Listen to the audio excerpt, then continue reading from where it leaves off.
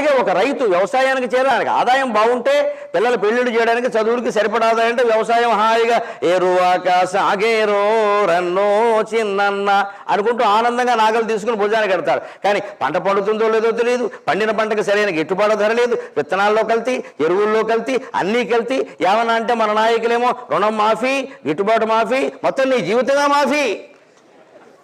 అదే మాఫీయే కదా, ఆత్మహత్య అయితే మొత్తం జీవితంగా మాఫీ. మాకు ఓటేసే అన్ని మాఫీ, ఓటొక్కటే సాఫీ, మిగిలిన మాఫీ అని వాడి జీవితానికి ఏదో బుచ్చగాళ్ళకి ముష్టేసినట్టుగా డబ్బులు ఇస్తున్నారు. కానీ ఆ వ్యవసాయం చేసేటువంటి రైతుకి ఖచ్చితంగా అతని ధర అతను నిర్ణయించుకునే పరిస్థితి కల్పిస్తే రైతులకు ఏ పథకాలు అవసరం లేదండి, రైతే మన అందాన్ని పోషిస్తాడు.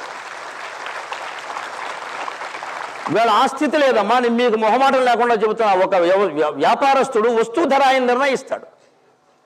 ఒక బాగా పాఠం చెప్పగలిగిన లెక్చరర్ ఎవరైనా ప్రైవేట్ కాలేజీ వాళ్ళు ఆయన ధర ఆయన నిర్ణయిస్తాడు. ఒక గొప్ప సంగీత విద్వాంసుడు కచేరీ చేయమంటే ఆయన ధర ఆయన నిర్ణయిస్తాడు.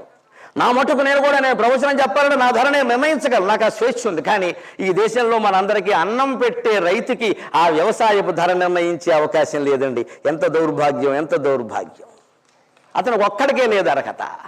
అతని ధరలు ఎవరో నిర్ణయిస్తారు. ఆ ఎరువులు ఎక్కడి నుంచో వస్తాయి, ఆ విత్తనాలు ఎక్కడి నుంచో వస్తాయి. మీరు ఇంజనీరింగ్ చేసి దయచేసి ఒక్క ఆత్మహత్యను ఆపగలిగేలా, రైతుల్ని వ్యవసాయం ప్రోత్సహించగలిగేలా మీ టెక్నాలజీ ఉపయోగపడితే రైతులందరి తరఫున చేతులెత్తి దండం పెడుతున్నా, చేతులెత్తి దండం పెడుతున్నా.